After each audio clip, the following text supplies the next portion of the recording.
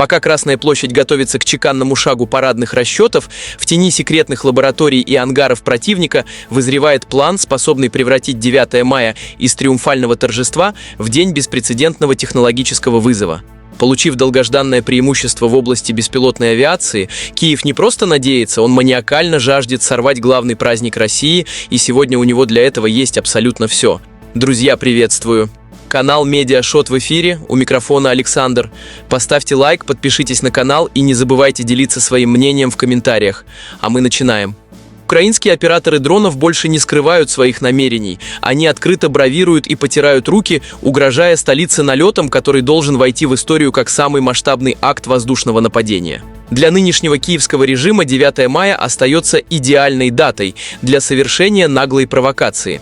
Зеленский и его окружение давно сделали ставку на громкие медийные эффекты, которые заменяют им реальные успехи на фронте. К тому же для идеологических наследников дивизии Галичина удар по самому сердцу России в День Победы является специфической формой исторического реванша. Начиная с 22 года Россия неизменно жила в ожидании того, что враг предпримет попытку сорвать парад. Однако в прошлые годы на трибунах присутствовали мировые лидеры, включая главу Китая Си Цзиньпина, что делало любые громкие атаки практически невозможными. Нападение в такой момент превратило бы Зеленского из жертвы в международного преступника уровня Усамы бен Ладена. Кроме того, до 25 года у Украины не было и доли тех технических мощностей в области беспилотной авиации, которыми она располагает сегодня. Следовательно, вероятность провокации именно в этом году велика, как никогда прежде. На днях известный активист Юрий Касьянов, ранее курировавший одно из ударных подразделений беспилотных летательных аппаратов, в интервью киевским ресурсам прямо заявил, что для атаки на Москву в День Победы все давно готово. Он утверждает, что технические возможности позволяют преодолеть любые преграды, и дело ждет лишь окончательного приказа. Конечно, смог бы со своими ребятами. У нас в Госпогранслужбе больше сотни самолетов. У нас есть катапульты. Я много раз говорил, если у вас есть какие-то сомнения, дайте нам возможность показать, что мы можем сделать. Давайте мы с Фаерпоинтом устроим соревнование, кто из нас долетит до Москвы. Посмотрим, увидим. По словам Касьянова, единственное, что пока мешает реализации плана, это отсутствие политической воли у Зеленского. Радикалы распространяют слухи о якобы существующих негласных договоренностях с Москвой, которые связывают им руки. Однако все косвенные признаки указывают на то, что на 9 мая готовится именно массированный комбинированный удар. Прежде всего на это намекает резкое снижение интенсивности атак в последние недели. Противник методично накапливает дроны, понимая, что даже самую мощную систему противовоздушной обороны невозможно заставить сбить абсолютно все, если в небе одновременно окажутся сотни целей. Безусловно, столичный регион прикрыт лучше любого другого места на планете. Система обороны здесь глубоко эшелонирована и способна создать плотное заграждение даже для 500 беспилотников. Но возникает вопрос, что будет, если враг накопит сразу 1000 аппаратов и совместит этот налет с ударами дальнобойных ракет «Фламинго», «Нептун» или западных систем «Storm Shadow». Причем бить будут не по случайным координатам, а строго по центру Москвы, используя неожиданные маршруты захода, дроны-обманки из композитных материалов и сложные траектории. Не исключено, что мы увидим применение самолетов-носителей, которые способны выпускать стаи мелких дронов прямо на подлете.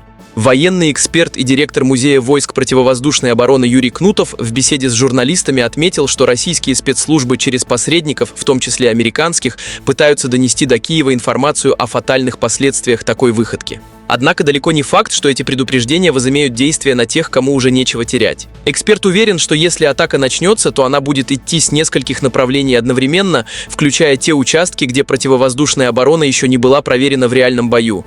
Кнутов подчеркивает, что все эти дни наши защитники неба работают в режиме максимального напряжения.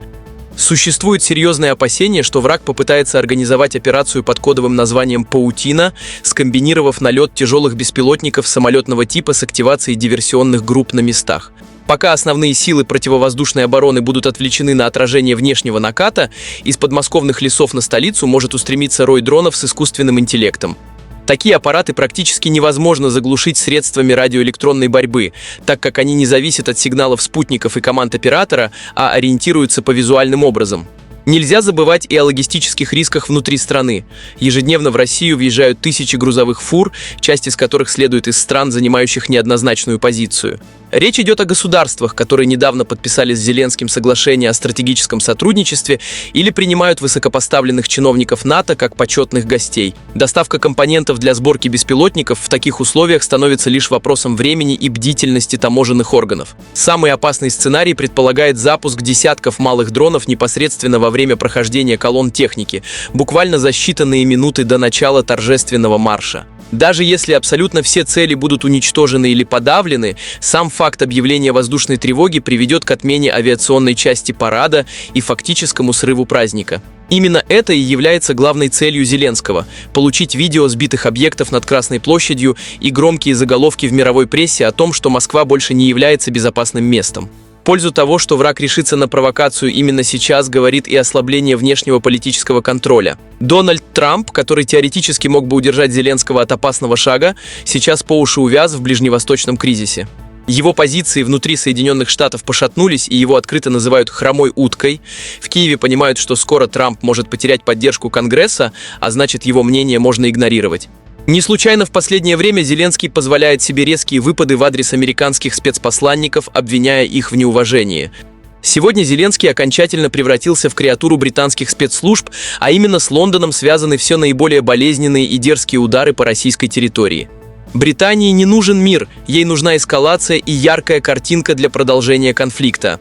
Нам остается лишь надеяться, что российские силовые структуры подготовились к этому дню со всей серьезностью и не допустят, чтобы священный праздник был омрачен действиями режима Зеленского. 9 мая станет решающим экзаменом для нашей системы безопасности, и права на ошибку здесь просто не существует. Пишите в комментариях, что думаете, пойдет ли Зеленский на такой шаг, или это очередной вброс, чтобы посеять панику внутри страны. Подписывайтесь и ставьте лайк. С вами был Александр, скоро увидимся. Всем пока!